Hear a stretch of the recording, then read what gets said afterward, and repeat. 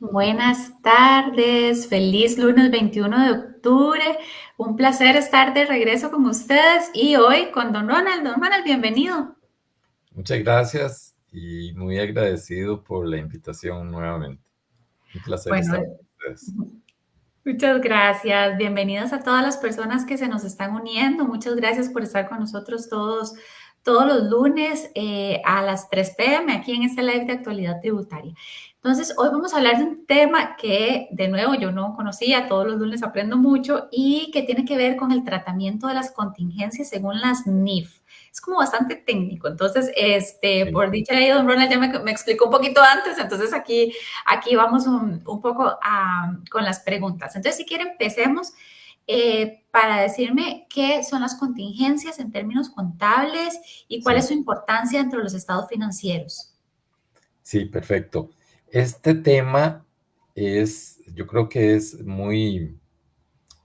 con una actualidad muy buena porque estamos casi por terminar el periodo fiscal. Y el 31 de diciembre, que es el corte de cierre fiscal, siempre es un tema importante repasar y conocer sobre el término contingencia. ¿Por qué? El término contingencia en los estados financieros puede traer diversas interpretaciones. Recordemos que las normas internacionales de información financiera o las normas internacionales de contabilidad son las que nos rigen en el registro contable.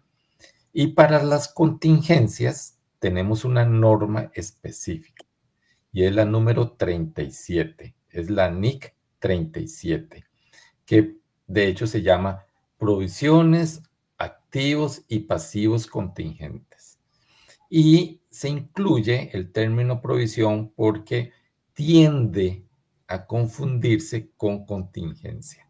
Entonces, este tema es apasionante y es importante para que hagamos esta distinción entre lo que es una contingencia pasiva y una provisión. Y también que tenemos contingencias activas, bueno, y valga la redundancia lo que hablábamos, pasivas también. Perfecto. Justamente esa era mi siguiente pregunta ahora que menciona eso y es si nos puede explicar, digamos, cómo las NIF diferencian entre contingencias activas y pasivas. Ok, cuando hablamos de una contingencia activa, estamos hablando de una posible hecho que va a tener la compañía como de su propiedad. Hablemoslo como el activo, que el activo es lo que posee o va a poseer la entidad en un presente. Y el pasivo siempre lo asociamos con obligaciones o deudas de la compañía. Por llamarlo un término como más razonable o más fácil de identificar. Entonces, tenemos los pasivos y los activos. Activos contingentes y pasivos contingentes. Activos contingentes, todo lo relacionado con posibles derechos que vaya a tener la compañía, y pasivos contingentes, posibles obligaciones que vaya a tener la compañía. Pero ahora podemos hacer bien la definición de qué es un pasivo contingente y qué es en este caso una provisión que también se cataloga como un pasivo. Ok, perfecto. Ya casi vamos a hablar de eso. Primero tenía otra pregunta y es, ¿cómo, bueno, y cuándo debe reconocerse una contingencia en los estados financieros según la NIF? Ok, esa es una pregunta excelente, Viviana, porque el pasivo contingente como tal no se registra en los estados financieros, se revela. Acordémonos que los estados financieros básicos son balance de situación, estado resultado integral, estado flujo de efectivo, estado cambio en el patrimonio y las notas a los estados financieros. Siempre omitimos el término de las notas cuando hablamos de estados financieros, pero es parte fundamental. Entonces, las notas son todas las explicaciones de las políticas contables y la composición de las diferentes partidas que componen los estados financieros. Y también la parte no cuantitativa, sino cualitativa de los estados financieros. En este caso, los activos y pasivos contingentes, ahora podemos hablar por qué no se registran, solo se revelan en los estados financieros. Ok, perfecto. Y ahora sí, volvamos a lo que estábamos hablando hace un minutito. ¿Hay alguna diferencia entre una provisión y un pasivo contingente? Que usted estaba mencionando ahora eso. Sí, y aquí es donde nos va a dar la base del por qué el pasivo contingente o el activo contingente no se registra y una provisión sí. Recordemos primero que cuando hablamos de pasivos, la definición de pasivos, según las normas contables, es que es una obligación presente, o sea, que está ahí, que es una deuda o la palabra lo dice, una obligación de la entidad, persona física o jurídica. Una provisión también es un pasivo, pero de un importe, una cuantía o vencimiento incierto, que sí es medible. Y un pasivo contingente es una posible obligación cuya existencia de la obligación debe ser confirmada con hechos futuros y que no están bajo control de la entidad. Y también que no puede ser medido con suficiente fiabilidad. Esa es la clave. Ok. En contrario, la provisión es una cuantía determinada con un vencimiento incierto, pero es medible. Y la contingencia es una obligación posible, cuya existencia debe ser confirmada, no está bajo control de la entidad y no puede ser medible con fiabilidad. Esa es la diferencia básica entre contingencia, pasivo contingente y una provisión. La provisión, perdón, Viviana, la provisión sí es registrable, sí se registra contablemente cuando es medible fiablemente. Usted tiene un monto cuyo respaldo documental te da certeza de que el monto que vas a registrar es correcto o es razonable. La contingencia no. Perfecto, muchas gracias. Creo que está bastante claro y no es, no es nada fácil ni evidente, pero bueno, sigamos hablando, cambiemos un poquito del tema. Quería preguntarle qué rol juega, digamos, el juicio de los profesionales contables al determinar la probabilidad de ocurrencia de una contingencia y su impacto financiero. Sí, eso es importantísimo, porque en determinadas circunstancias, ¿verdad? Por ejemplo, los juicios. Ujú. Cuando vamos a un juicio, siempre una de las evidencias que debe tener la empresa o un auditor cuando hace un examen de estados financieros es siempre solicitar el criterio de los abogados, de los encargados que llevan los juicios a favor o los juicios en contra de la compañía.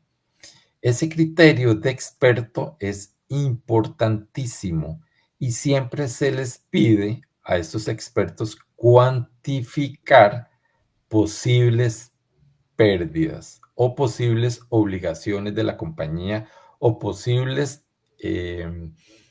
activos o derechos que vaya a tener la compañía. Cuando este experto emite un criterio que dice que su cuantificación no es probable determinarse, ahí se convierte en algo contingente. Entonces usted no lo registra porque el mismo experto no te da una cuantificación. Entonces, lo que se hace es que en las notas de los estados financieros se abre un capítulo de activos o pasivos contingentes y se indica la compañía tiene una contingencia debido a un juicio tal, tal, tal, en el cual los expertos no determinan un monto fiable de cuantificación. Por el contrario, si un experto, un abogado, el encargado de un juicio, nos dice la probabilidad de poder obtener el derecho de una cuenta que se está cobrando o de una obligación que se debe pagar y dice la probabilidad es alta y se cuantifica en monto tanto, esa evidencia es suficiente para registrar en los estados financieros ese activo o ese pasivo que ya no es contingente, sino que es un hecho real para la compañía, una obligación o un derecho que vaya a tener la compañía a futuro. Entonces pasa de ser una contingencia a un hecho factible. Perfecto, perfecto, muchas gracias. Y si hablamos de la revelación de contingencias en los estados financieros, ¿cómo deben las empresas manejarlas para asegurar que los usuarios de la información tengan una visión clara de los posibles riesgos o beneficios, inclusive?